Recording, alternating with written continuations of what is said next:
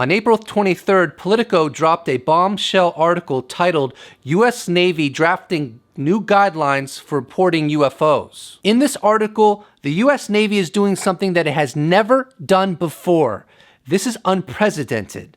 They are publicly admitting that UFOs, or as I like to call them, anomalous aerial vehicles, have been recorded engaging in incursions into highly sensitive airspace with impunity, and there's not a damn thing the U.S. Navy can do about it. Here's an excerpt from the article. The U.S. Navy is drafting new guidelines for pilots and other personnel to report encounters with unidentified aircraft, a significant new step in creating a formal process to collect and analyze the unexplained sightings and destigmatize them. The previously unreported move is in response to a series of sightings of unknown, highly advanced aircraft intruding on Navy strike groups and other sensitive military formations and facilities, the service says. There have been a number of reports of unauthorized and or unidentified aircraft entering various military-controlled ranges and designated airspace in recent years, the Navy said in a statement in response to questions from Politico. For safety and security concerns, the Navy and the U.S. Air Force takes these reports very seriously and investigates each and every report. If you don't feel the winds of disclosure, then you must be in a coma.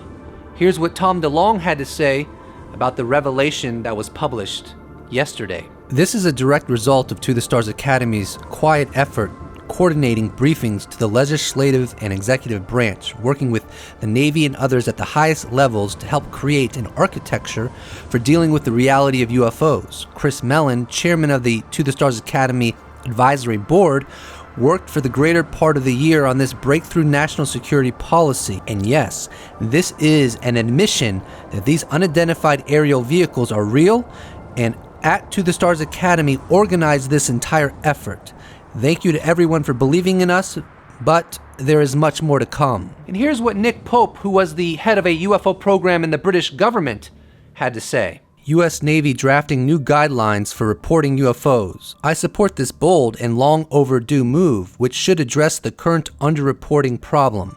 Whatever one believes about the phenomenon, it raises defense, national security, and air safety issues. I really just hope that people freshly and newly being introduced to this subject are not under the impression that the United States Navy is admitting to this phenomena because the United States Navy has just been introduced to this phenomena and has recently had encounters with this phenomena. Actually, nothing could be further from the truth. May I remind you that the UAP incident that has been talked about a lot recently, the 2004 USS Nimitz event series, happened over 14 years ago. May I remind you that these UAP intercepts, these incursions, and the whole reality regarding this subject has been ongoing for over 70 years.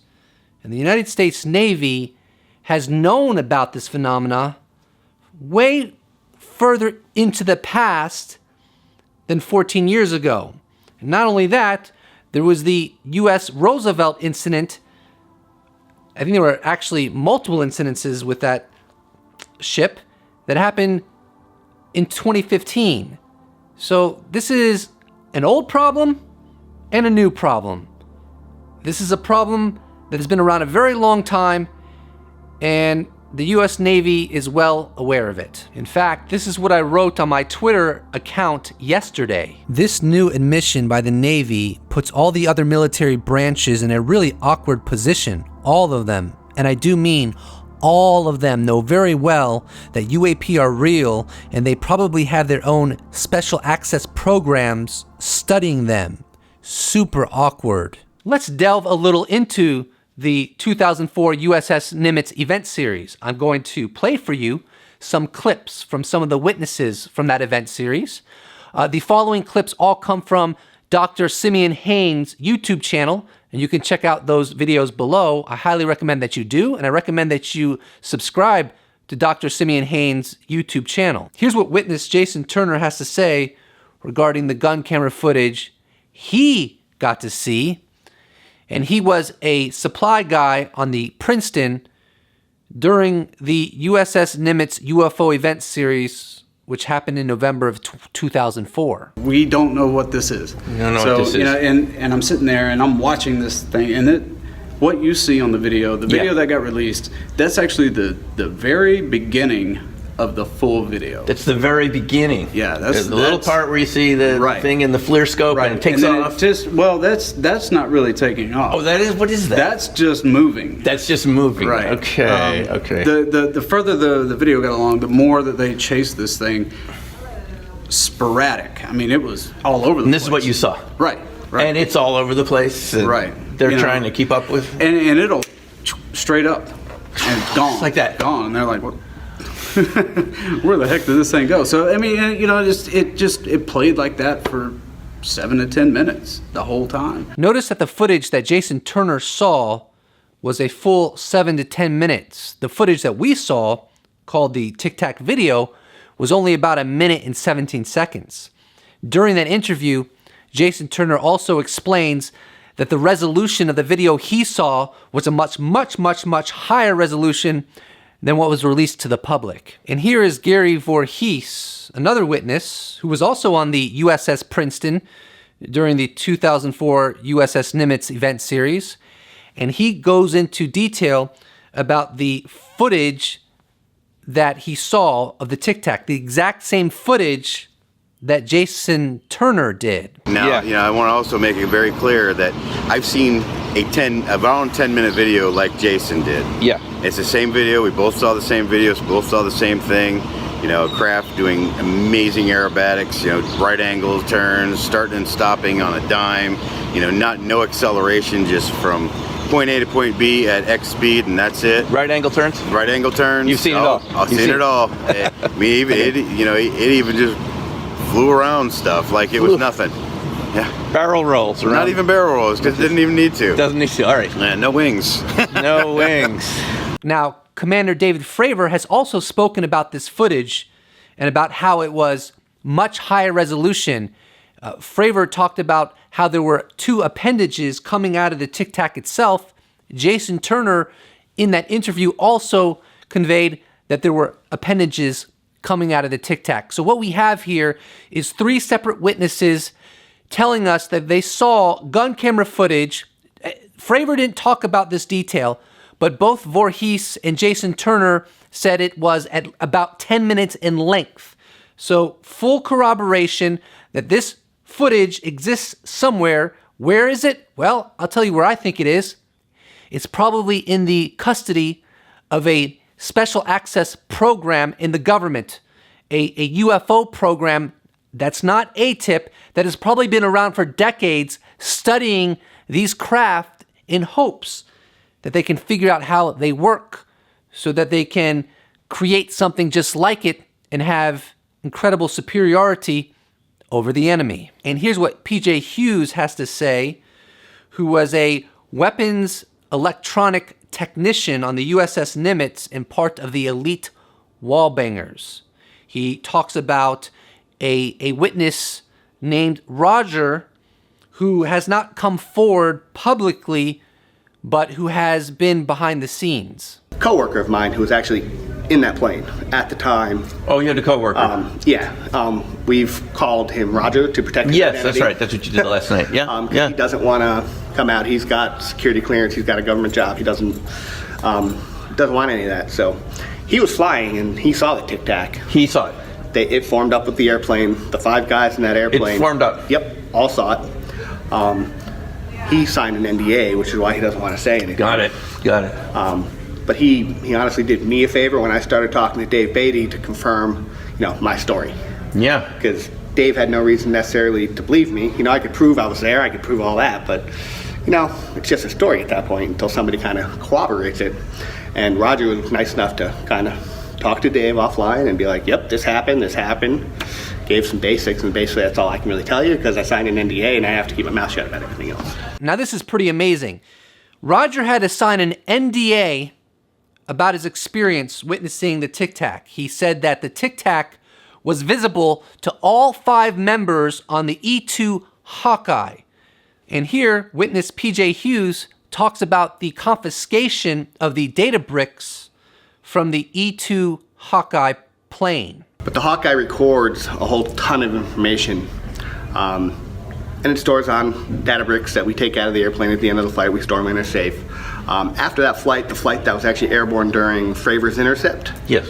my commanding officer showed up at our door with 2 guys in Air Force uniforms and took those bricks up that were off that flight, and they left, and I never saw them again. Still have no idea how they got on the ship or when they left the ship, but they came, took them, and left. And they were wearing Air Force flight suits with Air Force insignia, so they definitely came. Was that kind of unusual to see Air Force personnel on a Navy ship? How often does that happen? Rarely, and usually it's in certain positions, like for cross-training purposes, but Yeah. never are they kind of really there. Never really there. Yeah, it's an abnormal thing to see them on the ship. Who were these 2 gentlemen from the Air Force that landed on the USS Nimitz to get in possession of those data bricks? Well, I can only speculate, but my speculation is that they are most likely personnel from a secret UFO program in the US government, getting possession of those bricks to bring back to study. For what? Well, like I said before, to be able to understand this technology in hopes that they can duplicate it and have military superiority over the enemy. Before I go any further, I want to extend my sincere gratitude to some of the witnesses from the 2004 USS Nimitz UFO event series. Commander David Fravor, Commander Jim Slate, Witness Jason Turner, Witness PJ Hughes, Witness Gary Voorhees, Witness Kevin Day, and any other personnel from any UAP event, whether it's the USS Nimitz November 2004 event or any other event, who comes forward and tells the American people and the world at large their experience so that we can learn more about the reality of our universe. All I can say is, you are nothing but a hero. Thank you. I also want to extend gratitude to the United States Navy. When I read the article in Politico, and what I'm about to say is most likely going to elicit some very nasty comments in the comments section, which is fine. That's the way YouTube works. But I'll say it anyways. When I read that article in Politico, I felt genuine pride for my country. It felt good. It felt just. It felt legitimate. It felt positive that the United States Navy was coming clean. The United States Navy was just being real and treating the citizens of the United States like adults. And I appreciate that in a very sincere way. And it made me feel pride that they broke it down and said, look, yeah, we have vehicles that come into our airspace and they intrude. And they're much more advanced than anything we have. And ultimately, there's nothing we can do about it. Thank you, U.S. Navy. I'm not being coy. I'm not being insincere. I really appreciate it. And it makes me feel good.